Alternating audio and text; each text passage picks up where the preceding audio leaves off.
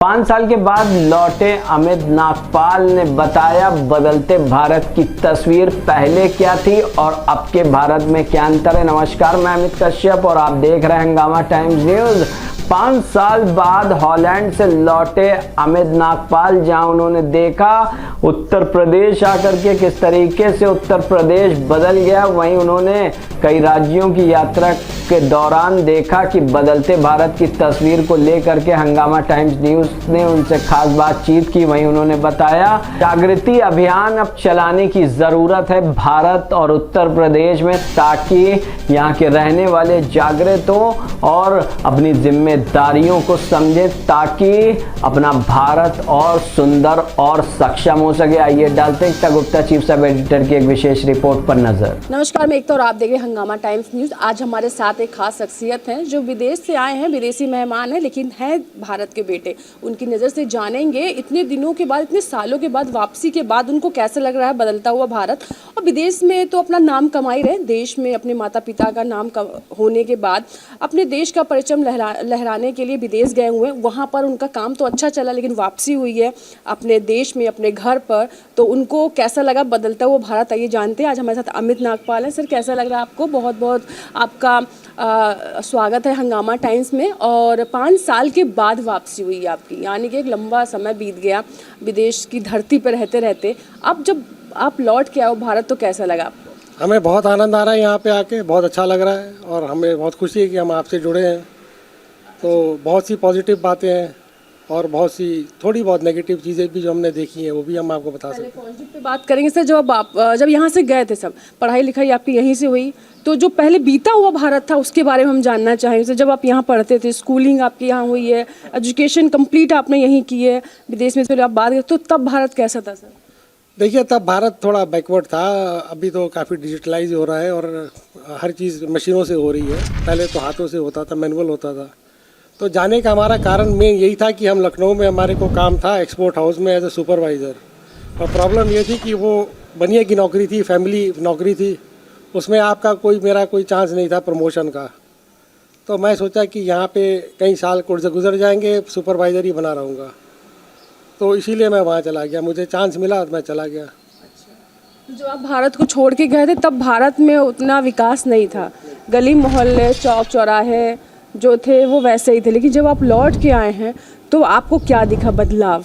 देखिए, पहले तो उस वक्त गरीबी भी बहुत ज़्यादा थी, अभी गरीबी बहुत कम है। आप देख सकते हैं कोई झुग्गी झोपड़ी सामने नहीं है, सामने झुग्गी झोपड़ी हुआ करती थी, अभी लोगों ने कायदे के घर बना लिए हैं। तो खाने पीने की कोई कमी नहीं है इंडिया में। हालांकि बहुत वेस्टेज होती है यहाँ पे, शादी ब्याह में या लोग यहाँ पे पार्टियाँ देते हैं तो बहुत वेस्ट करते हैं, तो उससे तकलीफ़ होती है। मगर ये सब चीज़ें हैं, बट अमीरी काफ़ी पहले के हिसाब से इंडिया बहुत अमीर हो चुका है। हाँ, ये बात अच्छी। लेकिन सर, विदेशों में किस तरह से क्या है, मतलब वहाँ का फंक्शन, जैसे यहाँ पर से आपने कहा कि शादी में, वहाँ सही बात सच है कि शादी में बहुत खाना या वेस्ट हो जाता है, तो वहाँ पर क्या कल्चर है? वहाँ पर कैसे लोग जब कहीं कोई ऑर्गेनाइज करते हैं पार्टी वार्टी, तो वहाँ कैसे क्या? वहाँ तो बहुत स्ट्रिक्ट वो लोग एजेंडा बनाते हैं कि कितने लोग बुला रहे हैं और वो लोग क्या खाएंगे और क्या पिएंगे, बहुत स्ट्रिक्ट होता है। अक्सर तो खाने का चक्कर ही नहीं होता, खाली ड्रिंक्स होती हैं, स्नैक्स होते हैं। बहुत कम जगहों पे कोई बहुत बड़ी चीज़ हो जाए तो पार्टी होती है, बट वो हर चीज़ को बहुत खाने का ज़्यादा नहीं, वेस्टेज बहुत कम होती है। खाओ अपने घर में, फेंको अपने घर में। लेकिन अब दिल लखनऊ या मैं इंडिया की बात करूँ, यहाँ पर हम लोग बिना खाए मेहमान को जाने भी नहीं देते हैं। नहीं, पर वहाँ पे वो पैक करा लेते हैं, उसमें कोई शर्म नहीं होती कि जैसे खाना है तो वो कहते हैं कि इसको पैक कर दीजिए। हम लोग यहाँ पे मेरे ख्याल से लोग कुछ शर्म कर जाते हैं कि यार हम पैक करा रहे हैं, क्यों करा रहे हैं, छोड़ दो, फेंक दो। वो छोटा छोटा करते करते उसमें इतना खाना हो जाता है कि सारे गरीब खा लें। ये जो अनाज बेच रहे हैं, वोट कमा रहे हैं, उसकी ज़रूरत ना पड़े।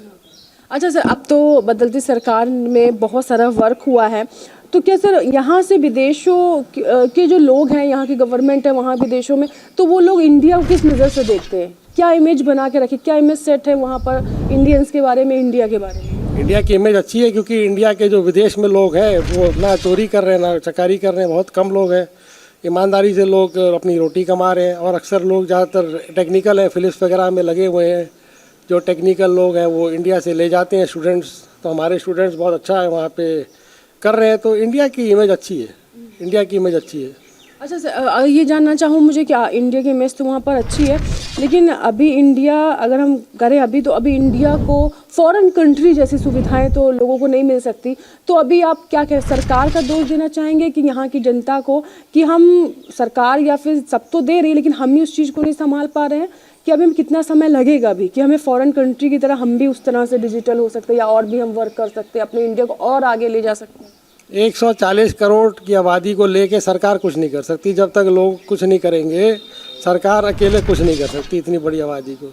जब तक लोगों को ये जाहिलपना कम नहीं होगा, जब तक सिविक सेंस नहीं आएगी, जब तक पोल्यूशन, ये लोग noise pollution, water pollution, air pollution, but basically knowledge होनी चाहिए। अपने घर के सामने कूड़ा फेंकना, ये सब चीज़ें हैं, सरकार अकेले कुछ नहीं कर सकती।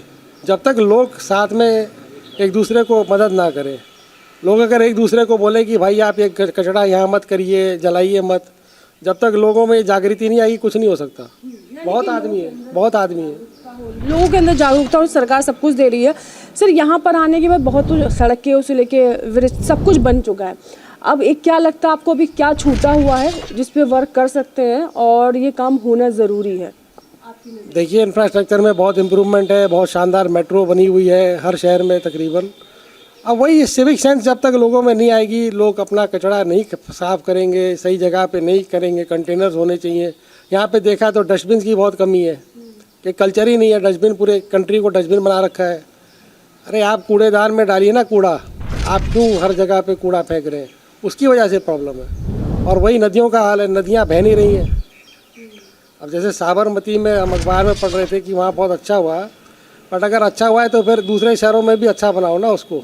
यानी कि सभी नदियों को मतलब साफ व स्वच्छ रखने का काम जो है वो होना चाहिए और हमारा भी कर्तव्य है कि सरकार इन पे जिम्मेदारी ना डालते हुए हमें भी कुछ ना कुछ अपने तरफ करना है। सर अब बात करते हैं जो फेस्टिवल है हमारे हिंदुओं में, होली का।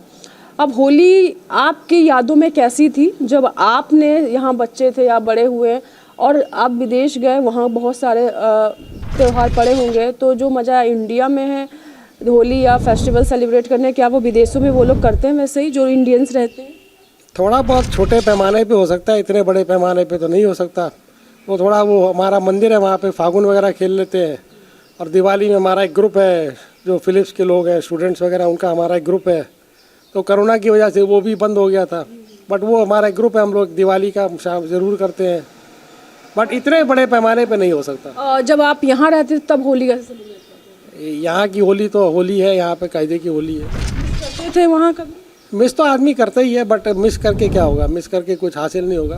आपको you have to adjust yourself.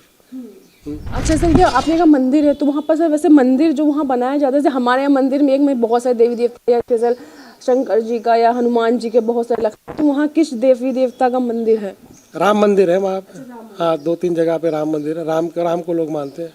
वहाँ सूरीनामी कम्युनिटी है हमारी, जो सूरीनामी लोग ऐसे थे जो ज़्यादातर बिहार और उत्तर प्रदेश से कश्तियों में ले जाए गए थे। वहाँ पे खेती करने की कमी थी तो इनको ये लोग सूरीनाम ले गए। लोगों ने सोचा श्री राम ले जा रहे हैं, इसलिए वो सब कश्ती में बैठ गए, मगर वहाँ पे उनको बंधुआ मजदूर बना दिया गया और उन्होंने वहाँ पे जाके खेती करी। वो लोग सूरीनाम में बस गए और क्योंकि सूरीनाम डच कॉलोनी थी इसलिए उनको नेशनलिटी डच दी जाती है और बहुत से लोग वहाँ पे सूरीनामी इंडियन कम्युनिटी के हैं। राम मंदिर है सर, राम की पूजा होती है, यानी कि देश में नहीं राम विदेशों में भी बिल्कुल छाए हुए हैं, बिल्कुल छाए। अच्छा सर, बात करें जो यहाँ से, चलिए अब एजुकेशन आपने यहाँ लिया, विदेश में रह रहे हो, तो जो विदेशी नागरिक है तो अपने देश के लिए कैसे वर्क कर सकता है? आप क्या करना चाहते हो, आप क्या किस तरह अपने देश को सपोर्ट कर रहे हैं? क्योंकि आप पढ़ाई लिखाई एजुकेशन फैमिली आपकी है, तो अपने देश के लिए क्या सोचा, आप किस तरह अपने देश को सपोर्ट करते हैं? देखिए, मैं वहाँ पे काम कर रहा हूँ, ऑफिस वर्क है मेरा, ज़्यादा काम नहीं है, बट लोग मेरे पास भी आते हैं वहाँ पे ऑफिस, वहाँ पे ब्यूरोक्रेसी बहुत ज़्यादा है, तो वहाँ पे कानून बहुत ज़्यादा है, तो भूरे भटके लोग मेरे पास आते हैं या हमारे दफ्तर में आते हैं, हम उनको हेल्प कर देते हैं लेटर लिखने में या फ़ोन करने में, इस तरह का काम है। इंडिया के बारे में मैं सोच रहा हूँ कि यहाँ पे मलियाबाद में जाहिर है बहुत आम की बेल्ट है, मैंगो बेल्ट है और मैंगो लस्सी वहाँ पे बहुत पॉपुलर है, मैंगो की बहुत सी चीज़ें पॉपुलर है, तो मैं सोच रहा हूँ कि उसको क्यों ना एक्सपोर्ट इंपोर्ट किया जाए मलियाबाद से, उससे फॉरेन करेंसी यहाँ पे भी आएगी। और या इंडिया का मैं यही कह सकता हूँ, जब तक लोगों में जागृति पैदा नहीं होगी कुछ नहीं हो सकता। हाँ, कि जागरूकता बहुत ज़रूरी है कि जब तक आप आंखें नहीं खोलोगे, जगोगे नहीं, तब तक आपको नहीं लगेगा कि सवेरा हुआ है। उजाला लाने के लिए अपने आप को जगाना पड़ेगा, तब देश जागेगा, समाज जागेगा। सर, इस समय आखिरी सवाल है हमारा आपसे कि आप अभी तो चलो नहीं, आप विदेश में रह रहे हो, आपकी जनता जो आपको देख रही है, आप उनसे क्या कहना चाहोगे? हम अपने भारत के लिए किस तरह से उसे आप संभाल के रखो, क्योंकि कहीं ना कहीं जो आज़ादी आप लोगों को भारत में मिली वो विदेशों में नहीं मिली, नागरिकों को वो फ्रीडम नहीं मिला है, वो चीज़ें नहीं मिली हैं। तो आप उनसे क्या कहना चाहेंगे कि अपने भारत को क्या संभाल के रख सकते हैं, विदेशों में क्या चीज़ नहीं है जो भारत में है? देखिए, सिंपल सी बात है, प्रायोरिटीज़ अपनी क्लियर करिए। जैसे अंग्रेजी में कहावत है, when wealth is lost nothing is lost. मगर यहाँ पे क्या है, लोग पैसे के चक्कर में फंसे पड़े हैं। And when health is lost something is lost, but when moral is lost everything is lost. तो जब तक इस कंट्री का मॉरल कैरेक्टर हाई नहीं होगा, इसीलिए मैं आपको बार बार रिपीट करके कह रहा हूँ कि लोगों में जागृति जब तक नहीं आएगी, जब तक तो कुछ नहीं हो सकता। मॉरल यहाँ पे लो है, यहाँ पे वो स्पिरिट नहीं है, फाइटिंग स्पिरिट नहीं है। विलायत में अगर आप किसी को बोलिए साहब दूध में पानी डाल के भेजो, कहेंगे आपका दिमाग ख़राब हो गया, आप क्या बात कर रहे हो आप। वो सोचेंगे नहीं इस चीज़ के बारे में, कहेंगे आप क्या रहे हो। ये डिफरेंस है, तो उसमें आपको थोड़ा वो बिल्ड करना पड़ेगा। तो ये हमारे साथ है अमित जी, जिन्होंने बताया विदेशी ना अब तो इंडिया के हैं, लेकिन विदेश में जाके जो अपना वर्क कर उसके तहत उन्होंने बताया कि आपका देश आपको सब कुछ दे रहा है। एक चीज़ जो आपको चाहिए वो जागरूकता है।